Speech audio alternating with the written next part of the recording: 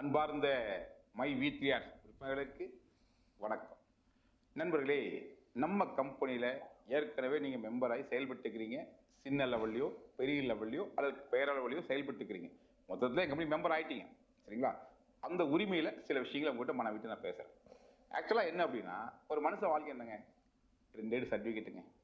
ஒன்று birth certificate, இன்னொன்று death certificate. Birth சர்டிஃபிகேட்டை நம்மளை பெற்றது வாங்குது, டெத் சர்டிஃபிகேட்டை நாம பெற்றது வாங்குது. ரெண்டையும் நம்ம வாங்க போகிறது கிடையாது. இது இப்போ நம்ம வாழ்க்கை. இந்த வாழ்க்கையில் 3 விதமான சாப்டர் நமக்கு இருக்கு. அதில் முதல் விஷயம் குடும்ப வாழ்க்கை. எப்போ நம்ம பிறக்கிறோமோ ஒரு குடும்பத்தை என்ட்ராயிட்டோம். ஒரு மகனா, நான் வந்து ஜென்ஸுக்காக பேசுகிறேன், இது லேடிஸுக்கும் பொருந்தும். ஸோ நான் மகன்னு பேசுகிறேன், ஓகே? ஸோ ஃபர்ஸ்ட் விஷயம், பிறந்ததுமே ஒரு மகன் ஒரு கேரக்டர் வந்துடுது.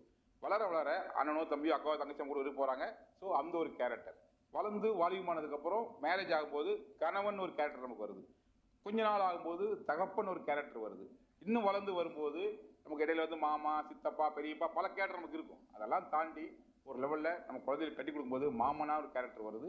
வயசான காலத்தில் பேரம்பேத்தி வந்ததுக்கப்புறம் தாத்தான ஒரு கேரக்டர் வருது. இப்படி ஒரு குடும்பத்துக்குள்ள நமக்கு வந்து பல ரோல் இருக்குது. நமக்கு பேர் ஒன்று தான், ஆனால் ரோல் அந்த இடத்துல வந்து இப்போ உதாரணத்துக்கு எங்கள் அப்பாட்ட போய் அது யாருன்னு கேட்டால் சக்தியான்னு சொல்ல மாட்டார், என் பையன்னு சொல்லுவார், என் பெரிய பையன்னு சொல்லுவார். இப்படிதான் எல்லாரும் சொல்லுவாங்க. வீட்டுக்கார சம்சாரம் போய் யாருன்னு கேட்டா சத்தியான்னு சொல்ல மாட்டாங்க, எங்க வீட்டுக்காரன்னு சொல்லுவாங்க. ஸோ நமக்கு வந்து கேரக்டர் தான் சொல்லுவாங்க, பேரை சொல்ல மாட்டாங்க. ஃபேமிலிக்குள்ள அப்படிதான் இருக்கும். அதை தாண்டி அவங்க பேருன்னு கேட்டால் தான் சொல்லுவாங்க. அப்போ நமக்கு அங்கே கேரக்டர் தான் முக்கியமா இருக்கு. ஸோ இந்த குடும்ப வாழ்க்கையில நம்ம சிறப்பான இடத்தை கண்டிப்பா எல்லாருமே வகிக்கணுங்கிறது நம்ம ஆசைப்படுறோம். நல்ல புருஷன், நல்ல மகன், நல்ல அப்பா, இல்லை நல்ல மாமனாரு, நல்ல தாத்தா. ஒரு நல்ல தாத்தான்னு யார் சொல்லுவாங்க? பேரம்பேத்தி வந்தா 100 ரூபா கொடுன்னு கேட்டா தாத்தான்னு சொல்லுவாங்களா? நம்ம கொடுக்கணும், அப்பதான் நல்ல தாத்தா சொல்லுவாங்க. நாம போய் 100 ரூபாய் கேட்டா அங்க தாத்தா கிட்ட போனா காசு கேட்பாரு சொல்லிட்டு பேரம்பேத்தி பக்கத்திலே வராது. ஸோ என்னன்னா, இன்னைக்கு நல்லங்கிற பேர், உதாரணம் சொன்னா இல்லானை இல்லாலும் வேண்டாம் சொல்லியிருக்காரு. இன்னும் சொல்ல போனா பெற்ற தாயும் வேண்டாம் சொல்லியிருக்காரு. சொன்னது நாள் எங்கூட கோவிச்சுக்காதீங்க, சொன்னது பட்டினத்தார். எப்போ? அந்த காலத்திலேயே. அன்னைக்கு இந்த செல்போன் பில்ல இல்லை, இன்னைக்கு அந்த சொந்த வீடு எல்லாத்துக்கும் இருந்துச்சு.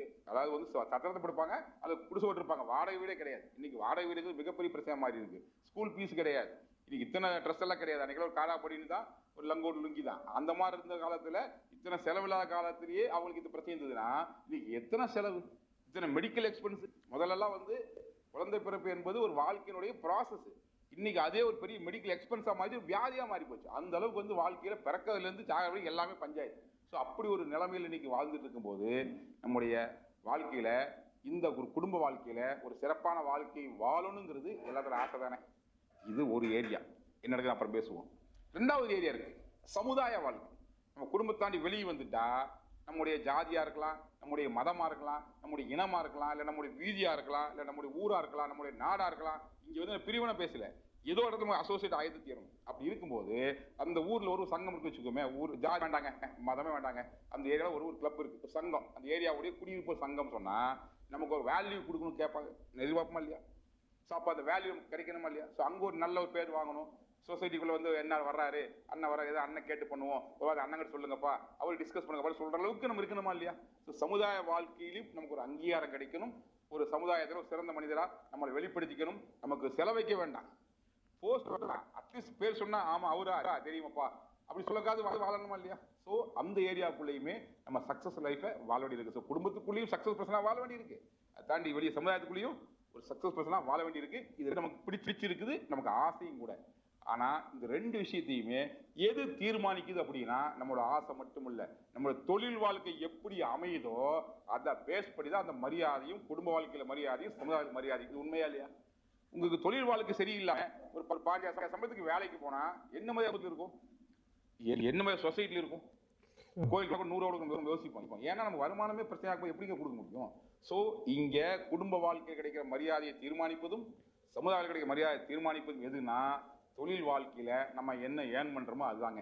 அப்போ ஒவ்வொரு மனுஷனும் இந்த 3 வாழ்க்கையில சிறப்பா வாழணும்னா இந்த 3வது வாழ்க்கை தொழில் வாழ்க்கை நல்லா அமைஞ்சாதான், நல்ல வருமானம் வந்தாதான் குடும்ப வாழ்க்கையில மரியாதை, சமுதாயம் மரியாதை. அப்போ நீங்க எங்க கவனமா இருக்கணும், எங்க வந்து நீங்க ஒரு தெளிவா இருக்கணும், எங்க வந்து ஃபோக்கஸா இருக்கணும்னா தொழில் வாழ்க்கையில. இப்போ நீங்க ஏற்கனவே தொழில் பண்ணிட்டு இருக்கீங்க, ஏதோ ஒரு பிசினஸ் பண்ணிட்டு இருப்பீங்க, அல்லது ஏதோ ஒரு வேலைக்கு போயிட்டு இருப்பீங்க. அதுல என்ன வருமானம் வருது, அந்த வருமானத்தை வச்சுக்கிட்டு குடும்ப வாழ்க்கையில நமக்கு மரியாதை இருக்கா தீர்மானிங்க. நல்லா இருந்தா சூப்பரா வாழ்றீங்க, வாழ்த்துக்கள். அல்லது சமூக வாழ்க்கையில் சூப்பரா இருக்கும், பெரிய லெவலில் இருக்கா, வாழ்த்துக்கள், தப்பே கிடையாது.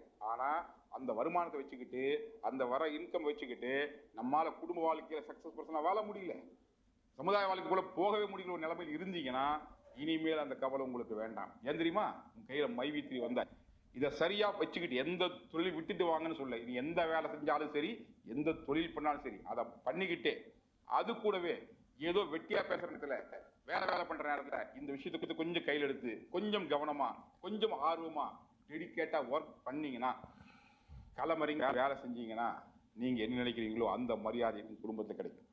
நீங்க என்ன நினைக்கிறீங்களோ அந்த மரியாதை சொசைட்டி கிடைக்கும். ஏன்னா நீங்க என்ன நினைக்கிற வருமானம் இங்க மையத்தில் கிடைக்கும். ஸோ வருமானம் தான் அத்தனையும் தீர்மானிக்குது. அதாவது வருமானம் இருந்தால் வருமானம்னு சொல்லுவாங்க.